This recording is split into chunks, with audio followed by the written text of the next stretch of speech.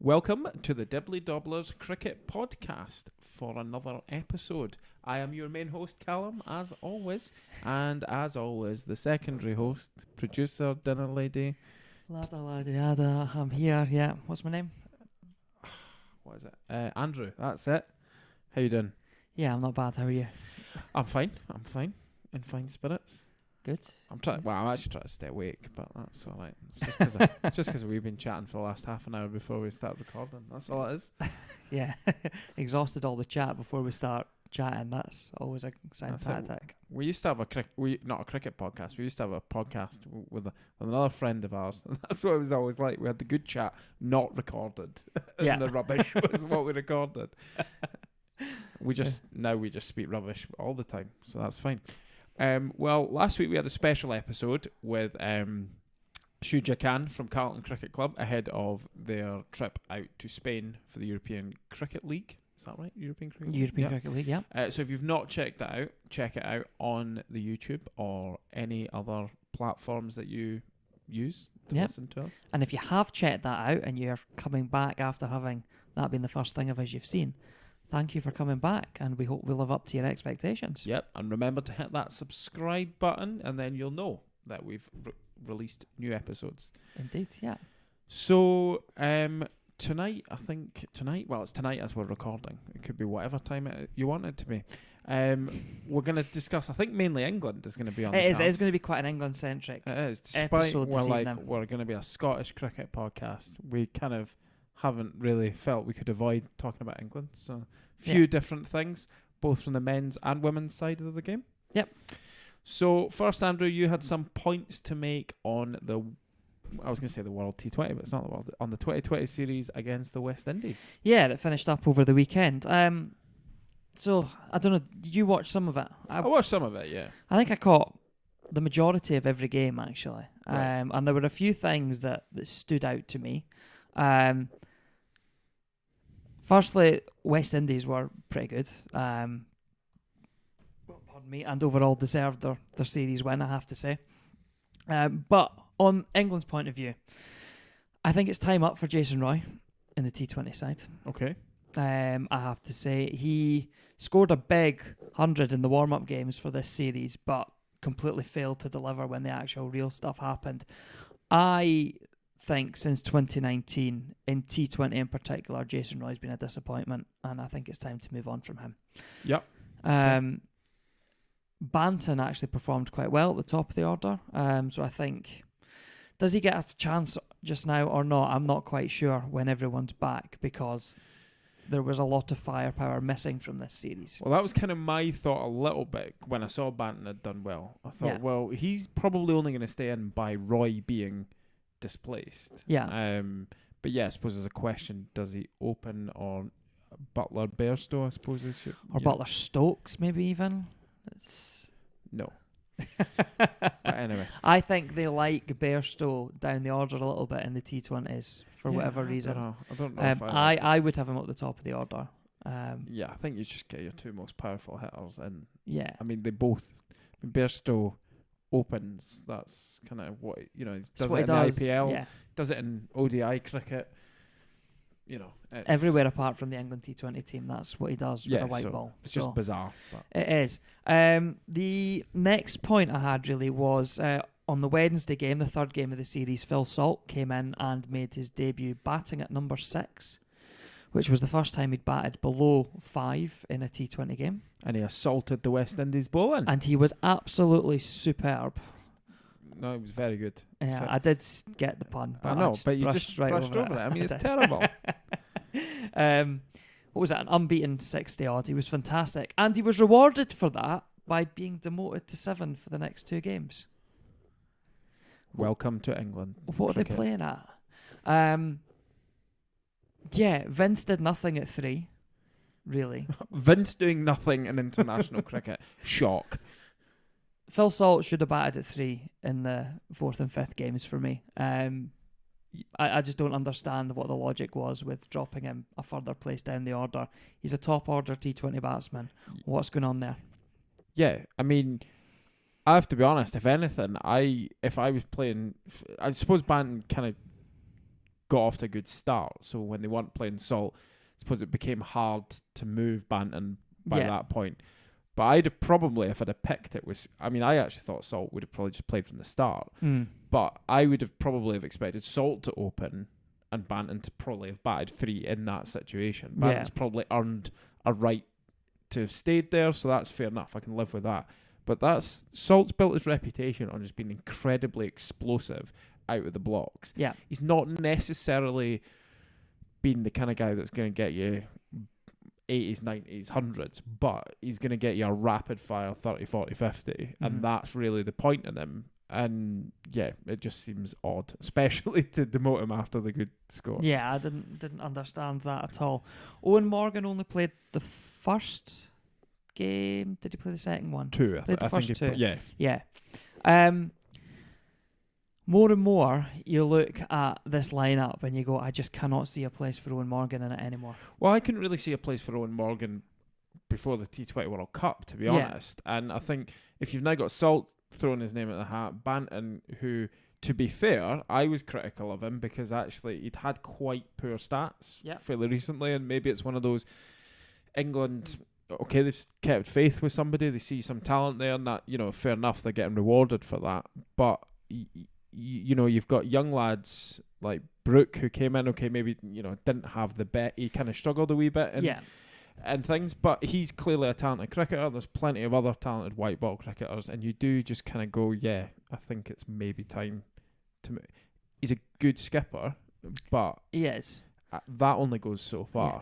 I think if I'm the ECB, I would shift Owen Morgan into a coaching role if he's willing to do that just now. It might be that he actually doesn't want to. If he's not playing, he might go, actually, I want to step away. I want to go and play in whatever T20 competitions I can for a couple of years. Fair enough. Which you'd understand that. Yeah. But if he was willing, I would move him into the coaching team now. Keep him around because I think that his expertise and what he brings in that sense is really valuable and worth keeping. Yep. But he doesn't hold a place in the team for me anymore. No, I completely agree with that. I don't, and as I say, I don't think that's just this series. I think that's actually been the case for a wee while. So yeah. Another thing that's probably been the case over the last year or so in the T20 team is England's death bowling. Yeah, it's just not up to scratch, unfortunately. Well, Harry Gurney came out during the week and was critical of Owen Morgan, and he actually felt that Morgan has always neglected death bowling, or certainly for an extended period of time. Yeah, maybe not always, but and yeah, he's probably relied on. I know a man that you kind of, when we spoke about this kind of off air, you said, well, a certain person was missing, but just relying on someone who's phenomenal doesn't actually mean you're paying attention to it. Yeah, I mean, Jofra Archer has been a huge miss, both up front and at the death, because he is arguably the best T20 seamer on the planet. Certainly was, yeah. I guess we'll have to see what he comes back as. He's been out injured for the best part of a year, but up to the point of his injury, he was, for me, the best T20 seam bowler on the planet. Yeah, no, I think that's fair. And he was exceptional at the death. And England really missed that. But I think Gurney's point is true when you look that England have continually gone back to Chris Jordan at the death. And Chris Jordan, pundits seem to rate him, but I think he's the most overrated death bowler that there's been. He isn't good at the death. No, that's not true, because Tom Curran exists. So that's... Oh, he's just the most overrated cricketer, full stop. What, by virtue, because he's got a professional contract? So, I mean, no. Tom Curran is a decent 2020 Blast bowler. He isn't good enough to get the regular deals that he seems to get in franchise cricket, and he is not an international standard bowler. But turning out for Surrey in the T20 Blast, that's his level. I don't understand how he continually gets gigs beyond that level. No. Okay, yeah, that's me. I was maybe being a bit harsh, but it's no. I do get your point with Jordan. It's sometimes though with Jordan, I do feel a bit sorry for him because he, in some games, you actually see him only bowl at the death. Yes, he will sometimes he'll kind of come on we saw a period of time where you'd have your opening bowlers, and then Rashid would get chucked the ball. Yeah. He'd get an over, and then it'd be like, right, you're going back, you're off till the death again. And I'm not saying that Jordan isn't worth his place in the team necessarily. Very good fielder, good lower order hitter. But yeah, I'm not sure I would say he's a world-class death bowler. I don't think he is worth his place in the team. Personally. But I suppose then the argument always comes back down to, and I do, like, well, who are you picking ahead of him? So if everyone is fit and available, yeah? Yeah. I'm picking 3 seamers. I'm picking Jofra Archer, Mark Wood, Chris Wokes are my 3 seamers that England pick. I'm just trying to well out in my head. Yeah, okay. But you're bowling Ben Stokes then, aren't you? No, I'm not. Because you actually, from those 3 seamers, you're going to need 12 overs at most. Because T20, in most conditions now, is dominated by spin through the middle overs. And England have Adil Rashid, Moeen Ali, and Liam Livingstone has really shown in this series, but over the last year or so, that he is worth his place in the T20 team as a genuine all-rounder. Yeah, probably. I'm not convinced. I'm intrigued to see Livingstone as to whether that continues. There's part of me that does slightly wonder whether he, as more and more footage comes out about him, if he's found out. That would be my slight. I think he's a handy guy to have as your 6th bowler. And in reality, if you pick, I suppose your 3 seamers, Moeen, Rashid, and then you have Stokes and Livingstone in your team, or even just Livingstone on his own, yeah, okay, that's probably a decent enough attack, because you're probably saying, well, we maybe need an over or 2 at Livingstone. If we get more, fine. Yeah. So for me, Chris Jordan has been a very good player for England over the last decade or so. He is still an exceptional fielder. But I don't think fielding alone justifies his place. I don't think his bowling's up to scratch. No, I'm not necessarily saying he's a walk-in first 11 player. I still think I can get why, like Tom Curran, I don't understand at all why they keep going back to him. I think Chris Jordan existing in the squads at least is still perfectly reasonable. But even then, I would have Sam Curran ahead of him. I would now have Reece Topley ahead of him. Saqib Mahmood is there or thereabouts. He had a pretty poor series, unfortunately, but he has that potential, and has the potential. Yeah, he's gaining that franchise experience as well.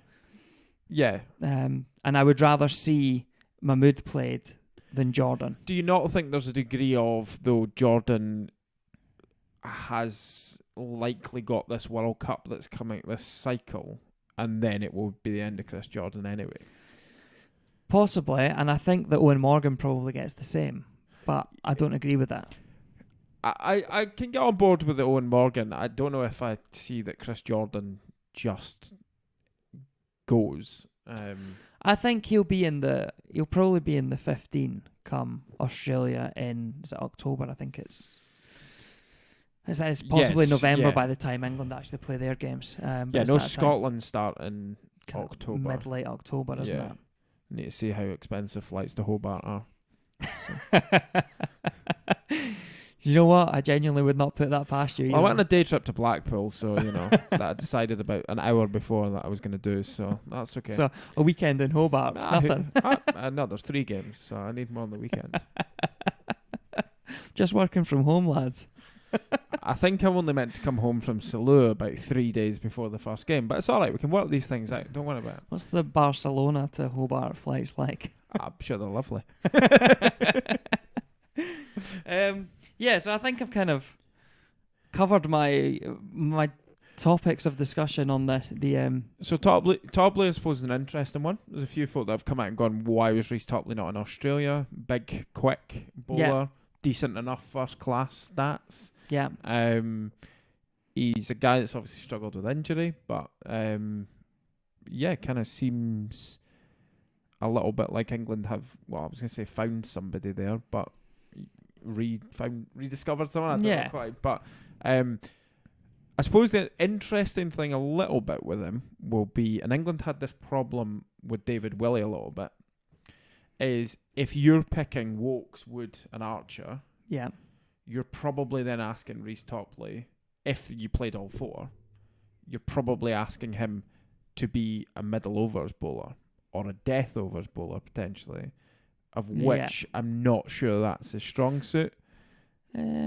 Would you go Archer at the death? Personally, I'd use Wokes at the death, but he doesn't tend to get overs there much. No, I don't know. I think Wokes is... I think, to be fair, I know it's a different format, but I think you do see, like you saw in the Ashes, I think why you maybe don't see Wokes at the death. Yeah, possibly. So I think that's I'm not slagging Topley off. I just wonder, is he still going to be quite limited in chances? Because actually, I don't see in a balanced attack where he fits in. Yeah. Especially, see if he could bat, it might be a different story, but I think because he can't, and there's other guys ahead of him, I think he might still struggle for opportunity a bit. Yeah. And I suppose then, do you go with someone like Mahmood instead, where at least you're developing a future? Because I think Topley's in his 30s. Is he that age? We will have to fact check that. Reece Topley is 27, so you're talking nonsense. 27? Yeah. Tough paper round. Indeed, but he's got a few years. All right, well, of fair enough then. Well, ahead, okay, no, I don't know why I had it in my head that why it was so long, why he was as old as that, but talking rubbish. So indeed, yeah. Nothing new there. So I suppose series loss overall, just obviously kind of touched on some individuals. A lot of firepower to come back for England, though. Yeah, and as I said, some really good signs in Salt, Banton, and Topley in terms of their performances in this series. Yep. I know it is a loss, but the depth that England have in the white ball game is a bit ridiculous. It was shown last year with the series against Pakistan, where the entire first squad were ruled out with COVID. Not just the team, the squad. The entire squad. And they still beat Pakistan. Yeah, who are a very good white ball team. Yeah, I think England will still maybe go away from it, even though they're not full strength, with a bit of disappointment, because I think you do look at that West Indies team, and they're kind of a team that are rebuilding as well. So it's not like you are a star-studded West Indies team that you've maybe had, especially in T20 cricket in recent times. But yeah, I think it was always going to be, because of the closeness of the Ashes, it was always going to kind of be a looking for the silver linings kind of series. So Jason Holder, though, 4-4 to wrap things up. 4-4 to wrap up the series, yeah. It's kind of a way to go out. Yes. It was a bit of a disappointment that England sort of fell away in that chase. England falling away? I've not seen that recently. We've not seen that recently, no. That's not a very English thing to do, is it? And and that kind of actually leads us on to the women. Indeed, because they followed in the men's footsteps. Exactly. And I believe did so again today in the ODI series, in the opening ODIs. So it's opening ODI. Yeah, because they lost today, so Australia, that's them, retained the Ashes, the women's Ashes. England needed to win all 3 of the one days in order to regain them, but they weren't able to do that. But I think more of the talking point so far from the Ashes has been England losing to Australia in the women's Ashes probably isn't a shock. Australia are still are sort of a standalone superpower in the women's game. Yeah, I mean, I think they came into this series expecting to whitewash it. Yeah.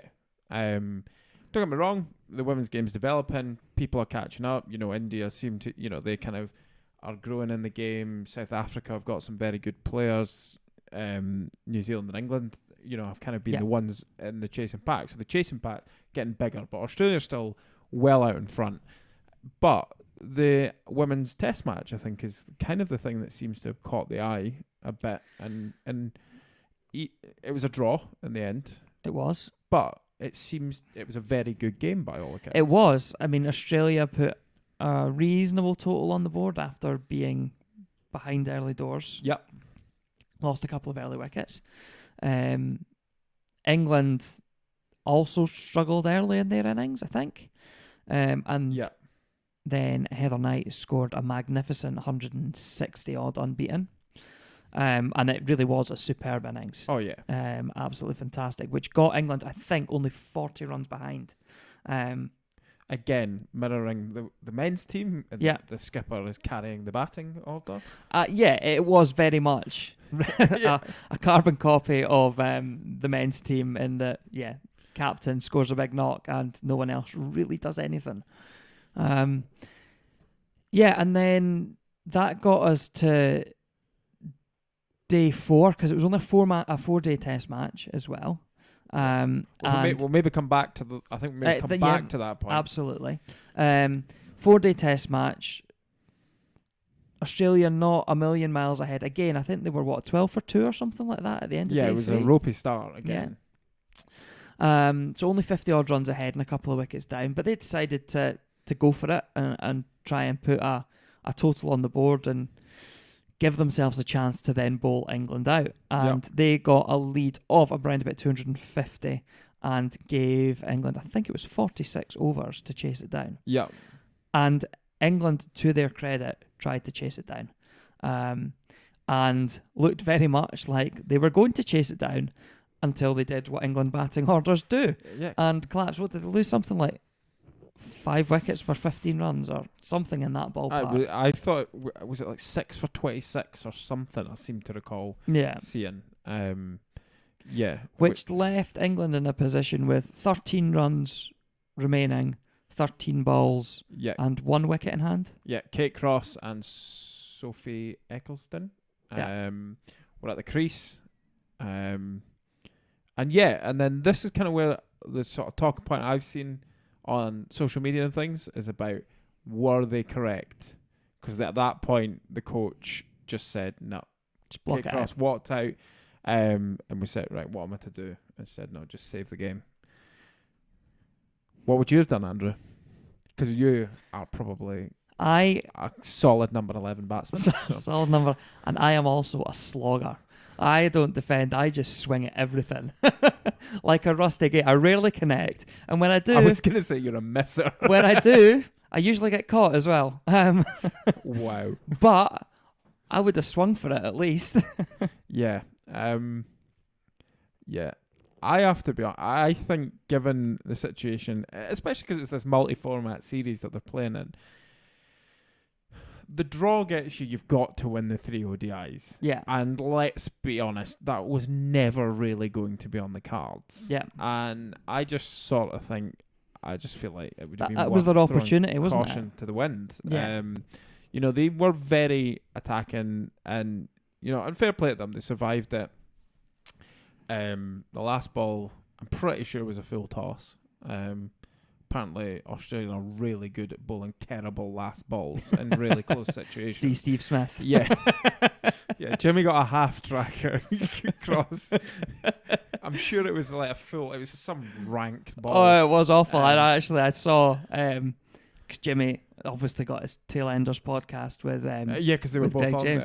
there. And he'd said that he'd asked Steve Smith at the end, what happened there? Smith, the pressure got to me. And Sophie Eccleston apparently had her eyes closed and was looking at the sky, a la Ben Stokes at Headingley, so at the non-strikers end. So, but I think it was still a very, very good game, and it was excellent to actually see a test match that was very closely contested all the way through. And actually, to be honest, it's something we don't see in the men's game very often. Probably in recent times. The recent South Africa-India series was quite good for the same sort of reason. It was kind of... Okay, South Africa ended up, in the 2 test matches they won, ended up doing it quite comfortably. Yes. But prior, at the points during the game, it was still kind of swinging back and they forth. were set to mid-200 chases, which are tough chases. Yeah, and I think with the lineup, to be honest, that South Africa have got, India probably, even though at points they might have lost by 7 wickets, India probably knew they were like 1 or 2 wickets away from just blowing them apart. Yeah. But you don't see that very often. And because, the Ashes isn't the only series that is just a non-contest of a test match series, or even if they're back and forth, far too often it's like that team won by an innings and 10 runs, and then the next game it's the other team that does the same thing. But I suppose it poses the question of why 4-day tests? I don't know. I don't agree with it. I think that there are 2 points here around the women's test match cricket. I think they should be playing 5 days because it is the ultimate form of the game, is 5-day cricket, and it should be the same. And they're not playing nearly enough of it either. No. So England announced that they'll be playing South Africa in the summer in a women's test match. Yeah. And I believe that until that was announced, there was no future women's tests organised until that. At the point of this test match that we're discussing finishing, there were no women's test matches on the schedule. Just looking at Heather Knight's career, so she is just turned 31. When did she make her England debut? Have we got that on this sheet? No, but anyway. 2010 she made her England debut. She has played 9 test matches. Yeah. England's men played twice as many as that last year. Yep. I just don't think that there is nearly enough women's test match cricket played. And I think it's actually fairly shameful from the cricketing boards that they don't allow the women more opportunity to play test match cricket. Oh, yeah. I mean, we're kind of getting, we're in a society that's moving in a direction of things being, equal, and we've got the 100 where the prize money is the same and things like that. And it's like, well, what are you saying to women by the fact that you're not getting test matches? It's like, you've got central contracts and things like that, but you're not being treated the same as what men are. And I just think it's pretty poor. And actually, what does that say to young girls that are watching the game? Like, it's like, oh, well, yeah, you can join in, but like only in part of the game. Yeah, you can have a 11-year career and play less than a test match a year. Yeah, and and it's one of these things where there are certain people that are saying Heather Knight is the best test batsman out there. It's a pretty hard argument to make when you've played 9 test matches. Yeah. I think Elise Perry would probably have something to say about that as well. I mean, I think when she got out for less than 100, I think that was the first time in 15 innings or something ridiculous that she hadn't made 100. Or it's something bizarre like that, because she just...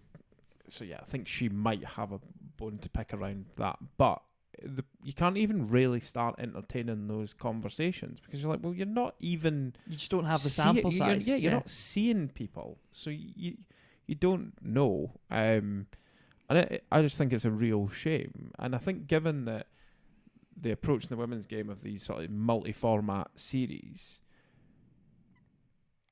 I feel like the boards or the ICC or whoever needs to take that financial blow, which will be what the argument for not having them is. Yeah. I think you have to suck it up and grow the game. Yeah, because absolutely. at the end of the day, if England women are playing a test, if they're playing enough, the sponsors will start to come. Build it and they will come. Well, exactly. It is that, isn't it? Stick it in the mid. Like, you've got a 5-match Ashes series. They tend to have a rest week or 2. Yeah. Just play a women's test match then. People have got the buzz for test match cricket, and it's not saying that I'm not saying the women's game can't stand on its own, but I feel like the men's game does have a sort of duty of care to try and help promote the profile. And to me, that's an ideal opportunity. If you've got a long series, which England in recent years tend to have one long one with a rest week at some point, get a women's test match in there. Yeah. Because you've got an audience that's engaged in test match cricket. Yeah. I mean, it's another discussion, but I would prefer to see these long series spread out again a bit more than they are now. It tends to be a 5-match series is played in 7 weeks. It used to be played in 8 or 9. I would like to see a return to that, and you would have more opportunity to have a multi-game series for the women as well. It all seems to be standalone tests too. Yeah. And I would like to see proper test match series as well. And so would I. But I suppose it's one of these, you have to kind of start somewhere. Absolutely, Even yeah. if we're seeing every time a women's team comes to England and Australia, who I think in reality are kind of the sort of the bastions of the game in a sense. And I think they've got to take some ownership and actually start doing it, because also the thing is they've got the money to do it. Yeah. Like, you're not telling me that they can't find the money to host a test match once or twice a year. Yeah. No. Like, just a cop-out. So, Absolutely. well done to the English and Australian women for putting on a fantastic show, because the male Ashes tests were rubbish. So, there we go. Yeah, and we want to see more of it. Yep, 100%. Got our So, support. Back on to the rubbish England men. Lots of news over the past, 36 hours or so. So yesterday, as we record, Ashley Giles was relieved of his duties. I think he resigned. I think that's certainly how they're framing it anyway. Yeah. So he was the cricket managing director. Was his job title? I Yeah, think? it used to be the director of cricket, but I think it is managing director. It's managing director of cricket or something now.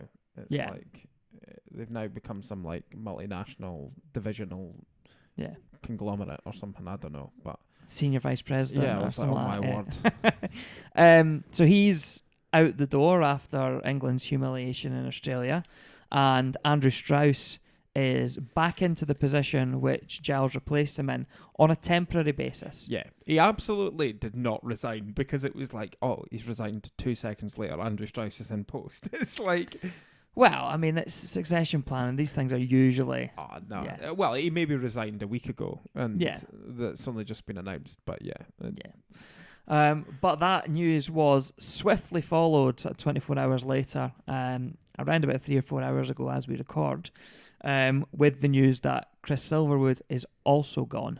Excellent. And again, I think he's left his post. There's not really a committal. He's been relieved of his duties, but he's been sacked. I think Depends is what we can read into. It depends. The BBC seem to be saying he's gone, and haven't really said whether he's been sacked or not. Everyone else is saying he's been sacked. Yeah. So I think that's maybe just the BBC playing the political kind of line there. And sort of try to be friendly, but he's been punted. Yeah. So Strauss will name an interim coach for the upcoming Test match series in the West Indies, which starts the start of next month. So what do you make of all this? Well, first of all, good that they're both gone. We obviously, a few episodes ago, had a chat about where they're going to go now. And I think we were really of the consensus that, Giles and Silverwood probably had to go. Obviously, there's still the debate over Joe Root, and I guess there may be a bit of time will tell on that front. Yeah, I certainly expect that he'll get the West Indies series. Yeah. Is he going to be the captain come the home summer? Well, I don't know yet. I think by what a lot of people, even people that felt Root should go, in the press and things, a lot of them did concede that perhaps him still doing the West Indies was kind of necessary. Yes. And I think now, if you've got an interim managing director of cricket, an interim coach, I think it would be maybe foolish to not carry on with Joe Root for the West Indies. I don't think there is much logic in appointing a captain, a new permanent captain, when the whole structure above them isn't in place, because the people that come in might think someone else is the best answer. Yeah, so I think we'll see Joe Root continue in the West Indies, and I suppose it's maybe last chance saloon for him at that point. If they do incredibly well, then maybe he can save his job, but I'm not sold that that'll happen. What am I expecting from England and the West Indies? It's a 3-match series, isn't it? I think. I'm expecting Joe Root to score 150 in one of them and have not much else around him. They'll win the series 2-1, and it'll be thoroughly unconvincing. Yeah, although they should probably win it a lot more than that, because the West Indies just aren't very good with the red ball. But neither are England. Well, I don't know if I'd actually go as far to say England aren't very good with the red ball. I think they were made to look not very good by very good teams, to be honest. I think we have to bear in mind that in recent Test cricket, England have played New Zealand, India, and Australia. Yes. So I think they're an average Test team that, because if you take in their bowling attack, they've still got a decent. I bowling agree. attack. I think that there is an argument that they're the best of the rest, but again, South Africa probably would have an argument that they're the best of the rest. Probably depends on conditions. Indeed, yeah. Although it's not that long ago since England won in South Africa, so I think England would. Yeah. Anyway, that's kind of different discussion. Totally lost what I was going to say. Lost it. 2-1. You were going on about waffling away. Yeah.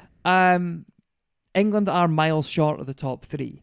And I don't think that anything can be argued otherwise. They obviously played India twice last year. They did not fare well in India, and the series was very close in England. But India won it. Oh, not yet. They've not won it yet. They've not won it yet because there's yet. another test to come. To come back. Anyway. Yeah, England are miles short of the top three, and ultimately that's not where English Test match cricket aims to be. No, it's not. But then I suppose the argument is always going to be a little bit for Joe Root supporters is, are England nowhere near the top three because of Joe Root?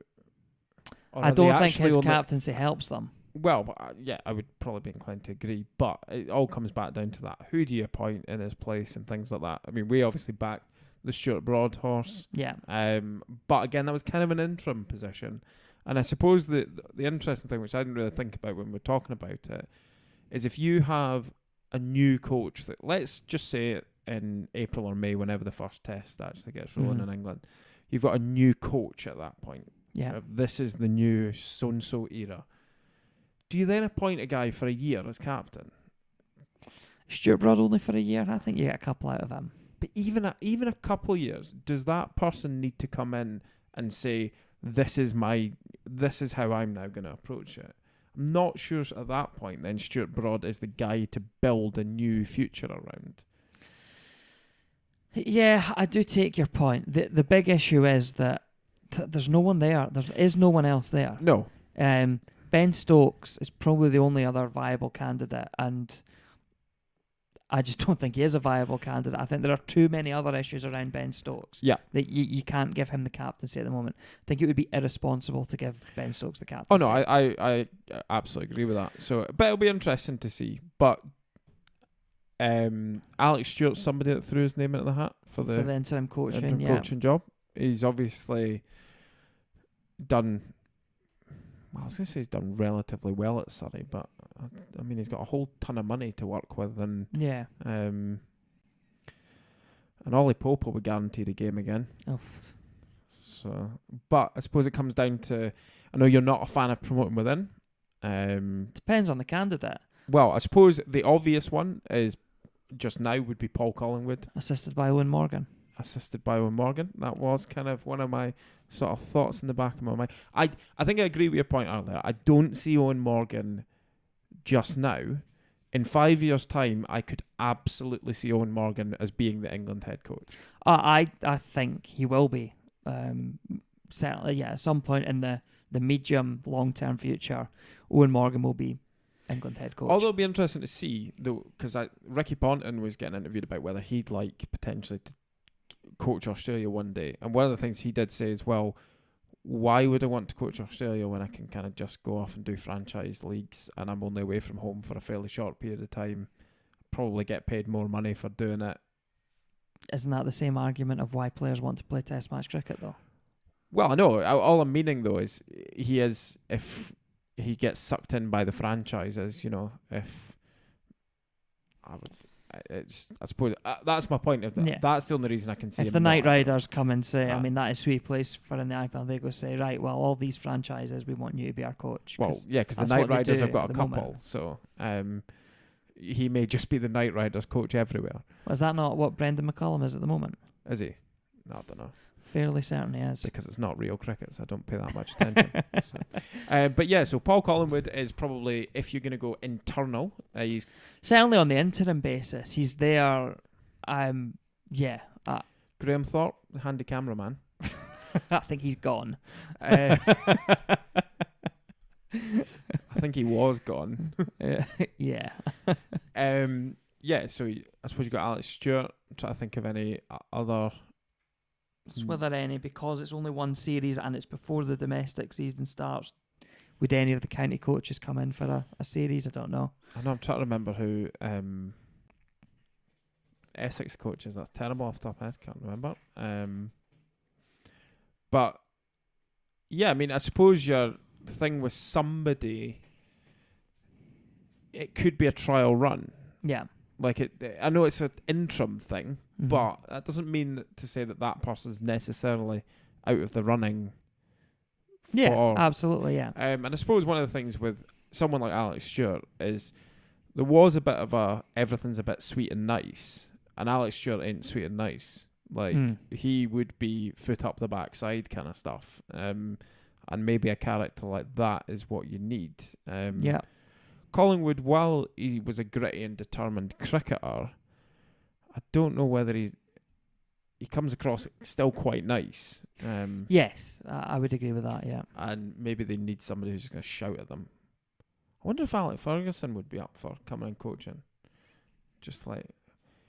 Just to shout at them. Just Doesn't need none of the technicalities, just to was shout it not?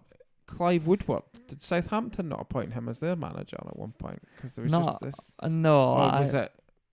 Or in a consultancy role. I think consultancy role might have something like that. Because there was some theory of, sports coaching.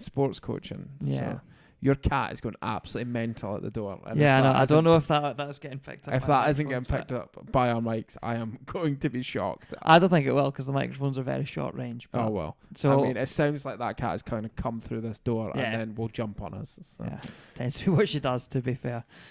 Anyway. So we'll wait and see on who's coach. So I'm putting my name forward. Let's do it. Dibbly Dobblers, tour to West Indies. Yeah, like one of these like co-managerial things. Yeah. That seems absolutely. Let's do it. All right, free holiday. We're in. So, Andrew Strauss, hit us up. Actually, you'll be at the running because you're Andrew as well. That'd be too confusing. So I'm on my own. Sorry. I'll video in. Wave through the telly and that. You can get live exclusives on the podcast of me as England coach. So. I can see it happening. Do you not need a producer and out there? Well, no, you'll still do all the bits here, and then I'll just be sitting in front of a webcam. I meant out there for like training videos and that kind. Oh, right. No, they've got much better people than that. Anyway, I think that brings us to the end of this episode. Well, you're bringing everyone's England career to an end, so I mean, we might as well end this episode. Just Jason. Okay, it was 3, wasn't it? Jason, Roy, Morgan, and Jordan. See you later. You've waved off Silverwood Giles, punting Roots captaincy. Destructive this evening. Tom Curden's going in the sea, all sorts. Yeah. He's just not a nice person, Andrew. Let us know what you think of this episode of our opinions. Do they make sense? Are they a load of tosh? It's probably more of the latter. Especially yours. Get us on Twitter at DibDobPod. Like, share, subscribe, comment on the YouTube video. I'm blocking it off on my white laptop. It's very inconsiderate of me. Yeah, I need to change that font. You need to get your other laptop back as well. Well, it's back next week for all our watchers that have been missing my old laptop. Yeah. Your old new laptop. Old new laptop. Yeah, indeed. Anyway, we digress. Like, share, subscribe, tell your pals, and we'll speak to you again. Tell your ma, she'll love it. See you next week.